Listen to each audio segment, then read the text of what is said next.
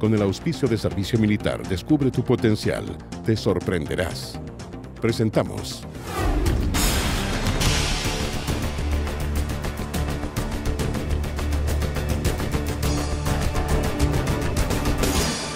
Arcatel Noticias. Hola, ¿cómo están? Bienvenidos a la entrevista del domingo. Hoy vamos a estar conversando con una persona muy interesante. Viene de publicar recientemente un libro, vivió en Estados Unidos, en países europeos, también latinoamericanos, y es uno de los líderes del emprendimiento y de la innovación en Chile. Él es Raúl Rivera. Aquí estamos, muchas gracias por estar con nosotros hoy, este domingo. Muchas gracias a ti, Constanza, por esta invitación y esta posibilidad de hablar con todos nuestros televidentes sobre temas que creo que a todos nos apasionan. Sí, vamos, lo primero, porque bueno, él, se me olvidó decir, también es autor de algunos libros y uno que viene de ser recientemente publicado que se llama El Chile que queremos, un relato para el país del siglo XXI. Lo primero, ¿qué Chile queremos? A ver si nos puedes contar un poco de qué se trata. Mira, yo creo que el desafío que tenemos en este minuto es definir cuál es la respuesta a tu pregunta, pero definirla entre todos. Lo que yo hago en mi libro es proponer un posible relato, que creo que tiene algunos ingredientes que nos van a hacer sentido a todos y pueden ser un punto de partida de una reflexión entre todos sobre qué país queremos, porque llevamos demasiado tiempo pensando qué país hemos sido y qué problemas hemos tenido y por qué los hemos tenido o qué problemas tenemos hoy día y nos agobian y no le estamos dedicando tiempo, ciertamente nuestra clase política no le está dedicando tiempo a pensar el país que queremos ser, el país que nos gustaría ser en 10, 20, 30 años más, el país que nos gustaría dejarle a nuestros hijos. ¿De qué se trata ese país? Entonces, el libro lo que hace es ubicarte, primero que nada, Constanza, en dónde estamos y de dónde venimos. Y lo curioso es que todavía en Chile estamos tan como recién saliendo de los problemas históricos que hemos tenido, que no nos damos cuenta la maravilla de momento que estamos viviendo.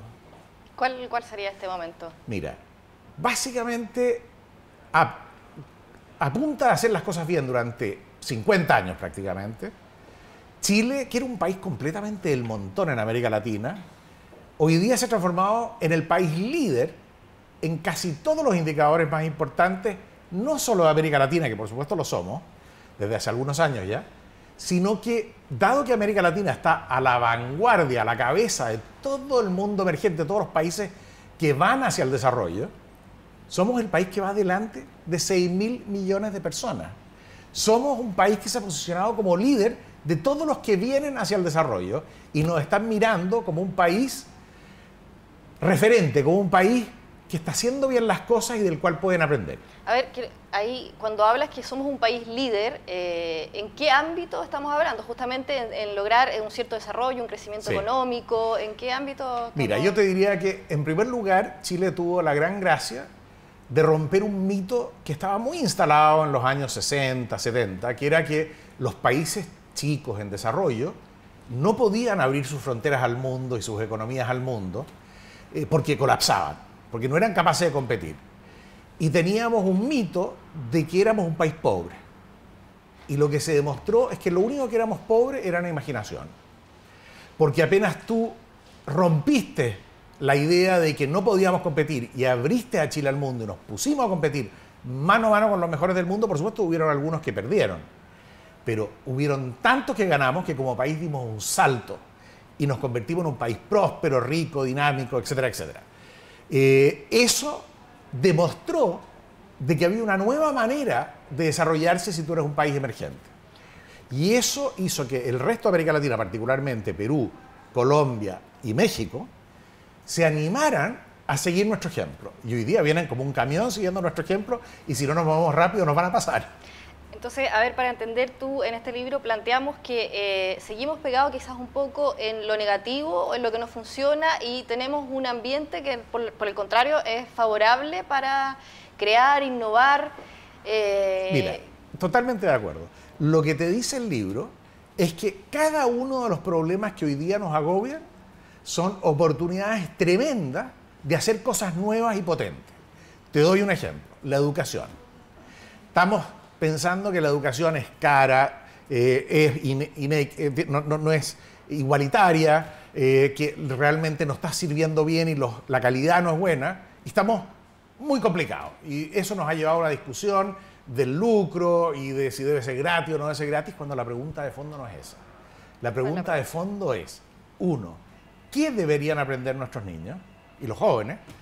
Porque hoy día lo estamos haciendo ir 5 años a la universidad a aprender cosas que nunca en su vida van a usar a un costo de locos, cuando todo el mundo ya dejó ese modelo de carreras profesionales tan estrechas y hiperespecializadas, tan largas, y optó por un modelo de carreras más cortas, mucho más flexible y mucho más baratas. O sea, no estamos justamente aprovechándonos de todas estas oportunidades hoy en el modelo educativo.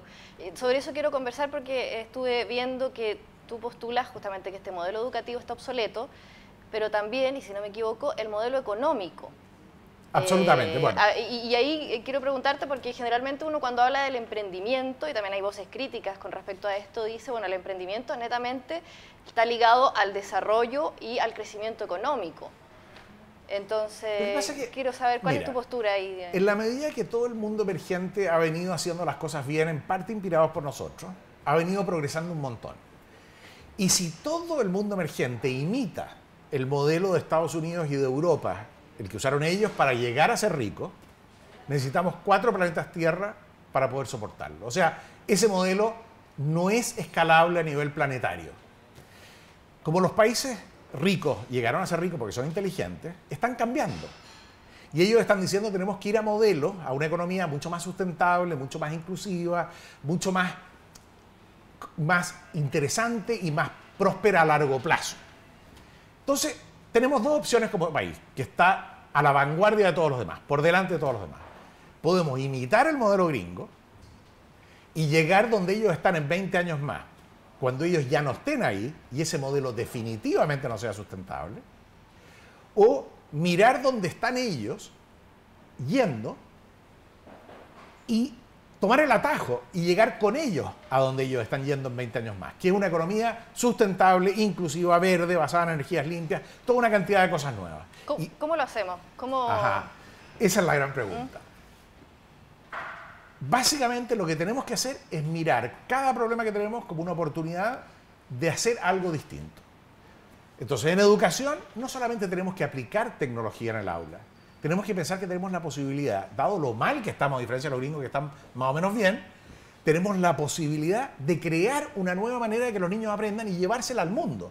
Y en el proceso no solamente vamos a educar bien a los niños chilenos, vamos a hacernos ricos como país, porque vamos a desarrollar una industria clave del siglo XXI.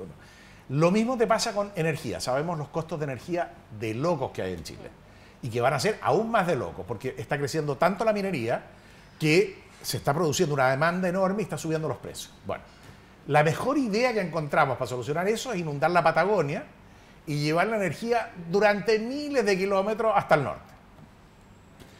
En circunstancias de que en el norte tenemos la mayor radiación solar del planeta y está madurando lo que va a ser la energía del siglo XXI, una energía fotovoltaica basada en el sol, la energía solar.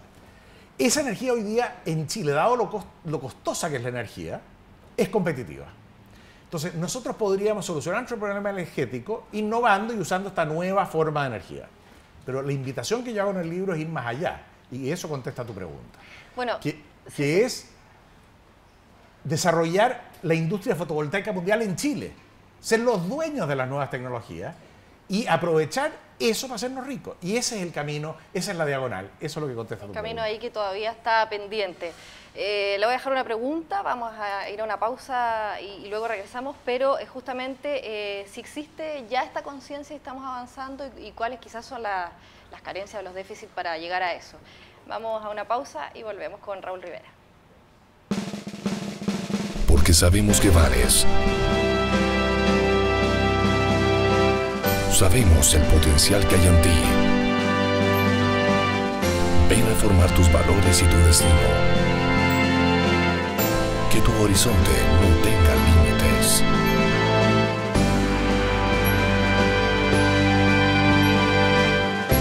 Te esperamos. Servicio Militar. Ya estamos de regreso para seguir conversando con Raúl Rivera. Estábamos en un aspecto bien interesante, nos planteaba de convertirse a la sustentabilidad, aprovechar esto como oportunidad, y la pregunta era si existe hoy mayor conciencia, si todavía hay trabas para llegar a esto, es decir, convertir a Chile como un país usando sus energías renovables, etc. Yo creo que la respuesta a tus dos preguntas es sí. Yo creo que hay cada vez más conciencia, sobre todo entre los jóvenes.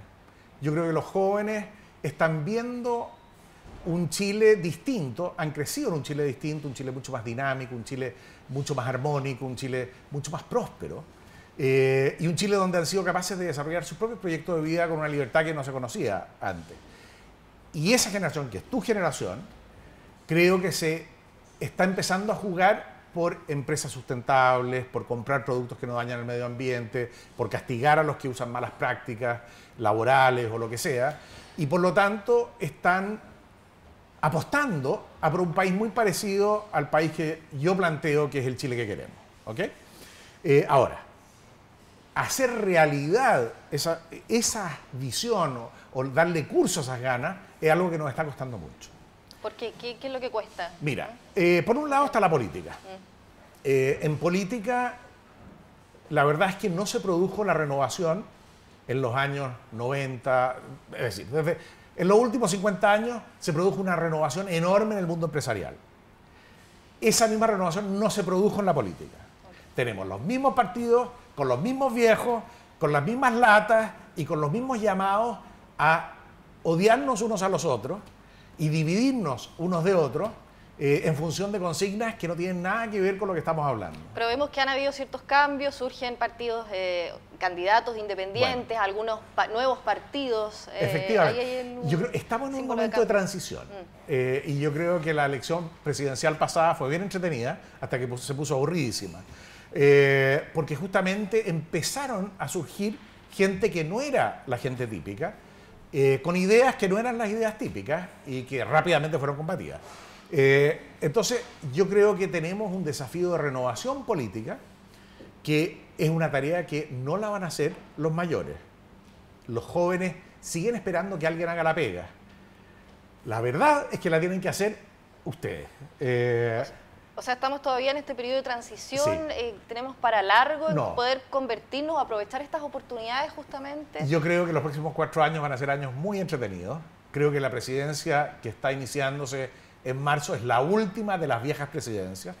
Creo que en la próxima elección los jóvenes sí se van a manifestar porque, tal como tú apuntabas, van a haber cada vez más opciones.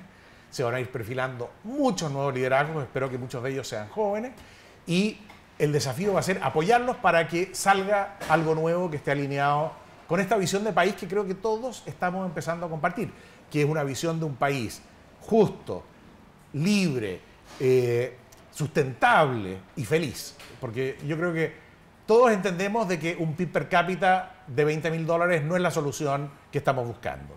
Y que un PIB per cápita de $50.000 probablemente es muchísimo mejor y es un país muy distinto al actual, pero lo que queremos no es PIB. Lo que queremos es un país donde podemos ser felices, donde podemos desarrollar nuestros proyectos de vida, donde todos podemos desarrollar nuestro potencial a tope, a lo bestia. Qué bueno que menciona este tema, porque justamente yo le comentaba, hay voces críticas de lo que conocemos hoy como emprendimiento en Chile. Este último gobierno de Sebastián Piñera ha tenido un énfasis muy importante en el emprendimiento, en la innovación, pero se relaciona el emprendimiento netamente con las oportunidades de negocio, con un concepto mercantil de desarrollo, de crecimiento económico, y al mismo tiempo vemos una sociedad que dice este desarrollo económico no necesariamente nos lleva a todos a tener igualdad de derechos, de oportunidades. Obvio. Entonces, ¿por qué se deja de lado quizás a veces otros aspectos de la sociedad tan importantes como la cultura, el deporte? ¿Cuál es su visión? Ahí cuesta entender que quizás una persona que defiende y es uno de los líderes del emprendimiento también tenga esta visión. Mira, lo que planteo en mi libro es que la gente piensa que los emprendedores se meten a crear empresas porque les gusta ganar plata. No niego que hay algunos, pero si yo miro las empresas grandes y las empresas nuevas que han triunfado, son empresas que tienen un propósito, que no es ganar plata. están preocupados de solucionar un problema que tú y yo tenemos, que la gente tiene, que no está pudiendo comprar algo o porque le falta un producto que a alguien se le ocurre que podría ser útil. Está buscando solucionar un problema que todos tenemos. Muchos emprendedores, y te diría en Chile cada vez más emprendedores, son emprendedores sociales, que están tratando de usar los mecanismos de mercado para solucionar problemas educativos, ecológicos o sociales en un sentido más amplio, la pobreza, etcétera, etcétera. Eso, emprender es una cosa que sale del alma humana y que es la capacidad que tenemos todos de imaginarnos un mundo mejor y tirarnos a la piscina para construirlo. Eso es lo que es un emprendedor. Ahora, yo creo que la gente que se enfoca exclusivamente en ganar plata son en general emprendedores que fallan. Esa ha sido mi experiencia. Y lo que te está ocurriendo es que los emprendedores, que son los que... Mira, en el libro hablo mucho de un concepto que es muy importante, que es destrucción creativa. Yeah. ¿Okay? Básicamente lo que planteo es que la manera en que las sociedades se hacen mejores es porque hay gente emprendedora, como muchos de los que nos están viendo, que crean cosas nuevas, que echan por tierra lo que había. Y ese proceso de destrucción creativa que crea lo nuevo a costa de lo viejo, es resistido por lo viejo. Y eso es lo que estamos viendo. Es resistido en política por los viejos, que no quieren irse. Es resistido en el mundo de los bancos, por ejemplo, por los bancos que están acostumbrados a trabajar de una cierta manera y le están disparando los pies a emprendimientos como Cumplo, que lo que están buscando justamente es permitirle a los chilenos financiarse a tasas mucho más baratas que las tasas usureras que tienen que pagarle a la mayoría de las instituciones financieras que hoy día nos cobran 70%, como cuento en el libro, el caso de una persona que se le cayó la casa en el terremoto, se endeudó al 70%, pagó casi el 100% lo debido durante 3 años y seguía endeudado. Gracias a Cumplo, hoy día está pagando su crédito al 20%, 18%. Bueno, los bancos están atacando a Cumplo porque no quieren que le eche a perder la color. Eso es lo que está pasando contra el emprendimiento en Chile. Y eso genera movimientos entre los intereses creados y el mundo político que se financia de una manera opaca, porque nadie sabe quién financia las campañas, y por algo es, porque no quieren que se sepa, para bloquear a la gente que está creando el nuevo Chile. Entonces está empezando a ver esta tendencia a decir, no, el emprendimiento es malo porque hay que pararlo. Porque a los políticos los asusta y a los empresarios, a muchos malos empresarios los asusta. Exacto, o sea, el emprendimiento podríamos decir que es un concepto mucho mayor que netamente oportunidad de negocio. Absolutamente. Pero en la realidad actual del país lo tenemos que hacer bajo el modelo un poco mercantil, no hay que adaptarse. ¿No? Yo creo que tenemos la posibilidad de hacer el emprendimiento que queramos. Para mí, por ejemplo, una gran emprendedora es Cecilia Castro, que creó la fundación que agrupa a todas las poblaciones precarias, digamos, que todavía tenemos, que son 30.000 familias en todo Chile y que no tenían voz. Ella los organizó y dijo, vamos a interactuar nosotros mano a mano con el gobierno y decirle lo que nosotros necesitamos como solución. Eso es emprender. O sea, es hacerse cargo de tu futuro y pensar dónde está la solución a un problema que a ti te preocupa, ya sea porque te preocupa porque como consumidor piensas que debería haber una solución o porque como ciudadano te preocupa porque no estás viendo que hay una solución que para ti es obvia. Ahora, usted, por supuesto, con todo lo que hemos conversado, es una persona que llama y fomenta al emprendimiento y la innovación, pero quizás no todos podemos ser emprendedores o tener esta capacidad. ¿Usted cree que sí, que cualquier persona, o que hay que tener una característica especial? Depende de cómo lo definamos, Constanza. Yo creo que hay gente que es más emprendedora que otra, hay gente que es más intelectual que otra, hay gente que es más artista que otra, pero incluso un artista es un emprendedor, porque está creando todos los días algo nuevo. ¿Qué es lo que le apasiona al artista? Caminar por un camino que no se ha recorrido antes. Y eso es lo mismo que apasiona a un emprendedor. ¿Qué es lo que apasiona a alguien que hace una obra de teatro? ¿Qué es lo que apasiona a un gran deportista? Es el hacer algo insólito que deje al país mucho mejor, porque él va a lograr ser el mejor gimnasta del mundo. Eso es un emprendimiento. Vamos a seguir conversando, vamos a una segunda pausa y ya estamos de regreso aquí en Arcatel Noticias. Porque sabemos que vales. Sabemos el potencial que hay en ti.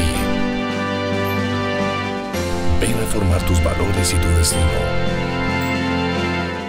Que tu horizonte no tenga límites.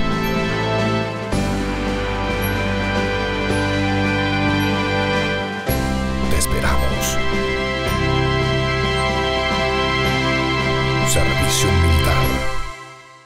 Ya estamos de regreso aquí en Arcatel Noticias para seguir conversando con Raúl Rivera. Quedamos en, usted comentaba, bueno, que artistas, actores, también son emprendedores.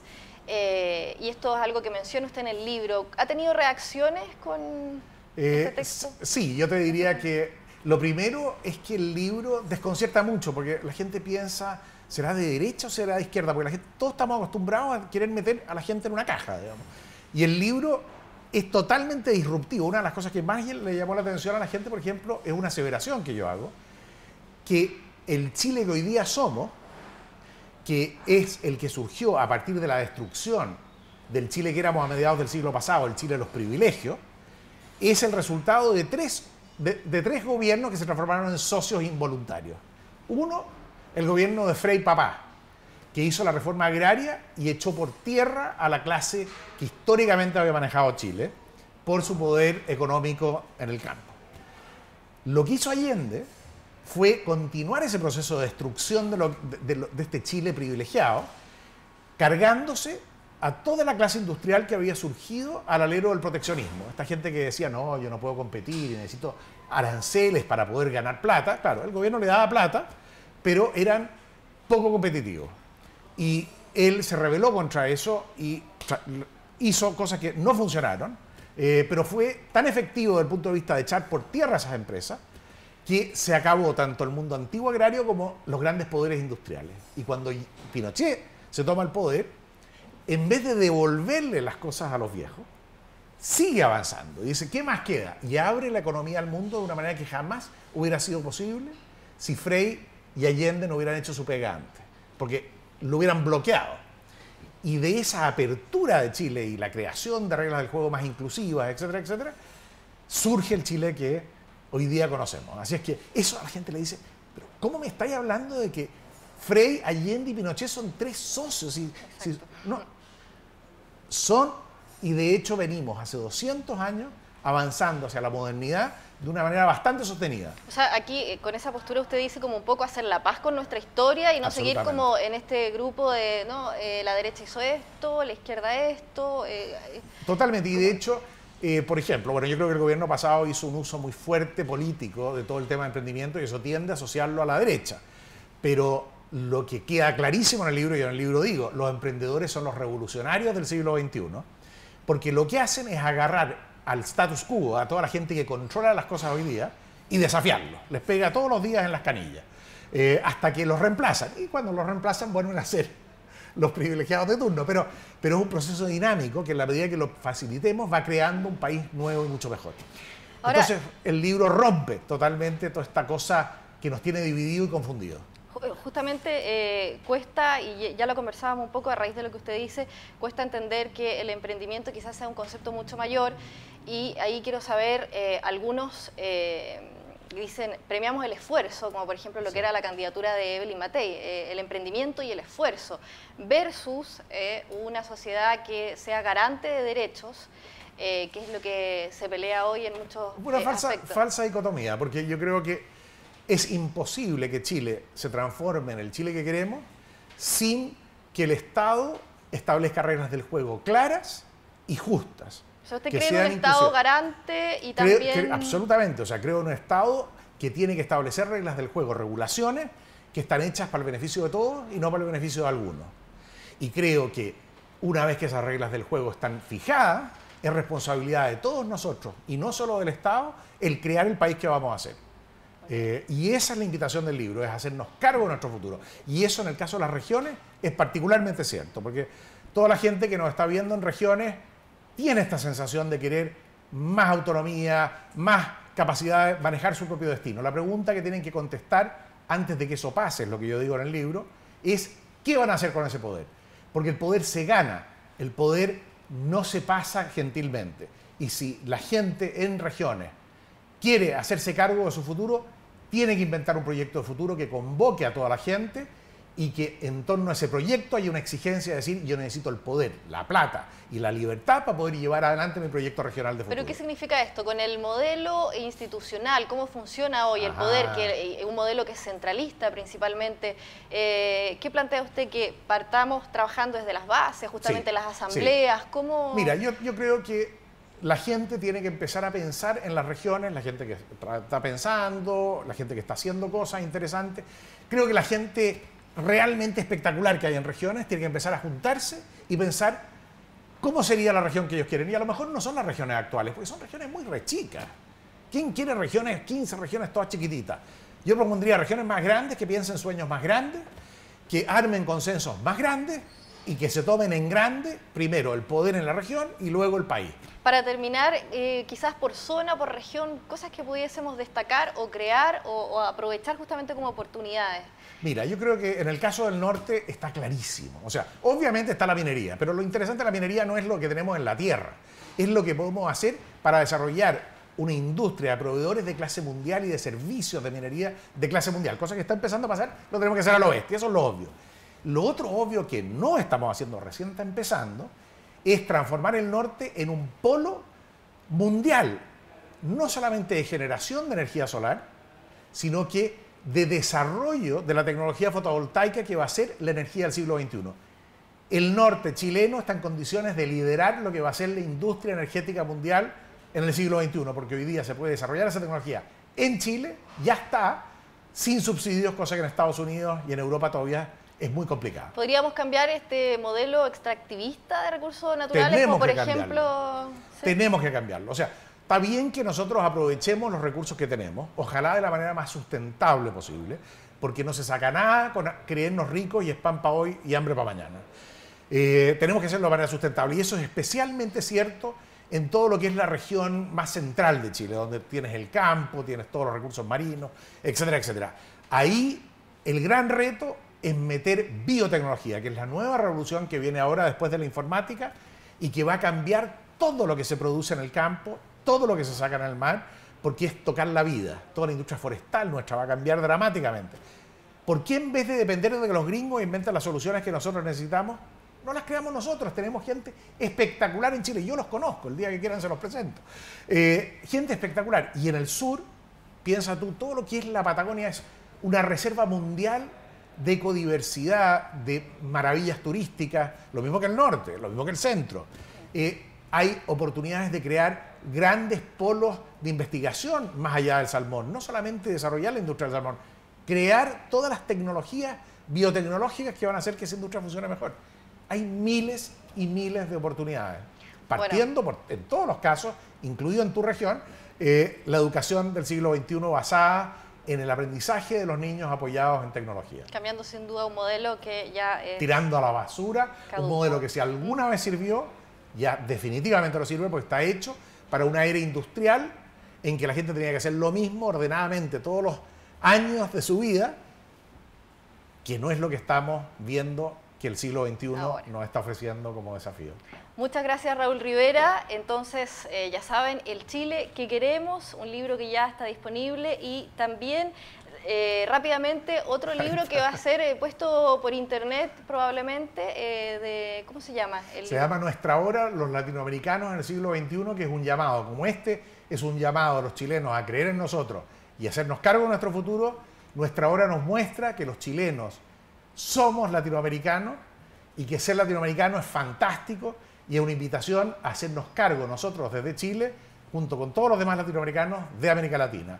Estemos en contacto, yo estoy en Twitter, para los que les interese Twitter, @RaúlRiveraA, y encantado, el libro está en forma digital, yo creo que la próxima semana ya va a salir a la venta en digital, pueden buscarlo en raulrivera.cl y ahí dice dónde está la venta. Excelente, ya saben entonces dónde encontrarlo. Muchas gracias a ustedes por acompañarnos este domingo y hasta una próxima oportunidad. Con el auspicio de Servicio Militar, descubre tu potencial, te sorprenderás. Hemos presentado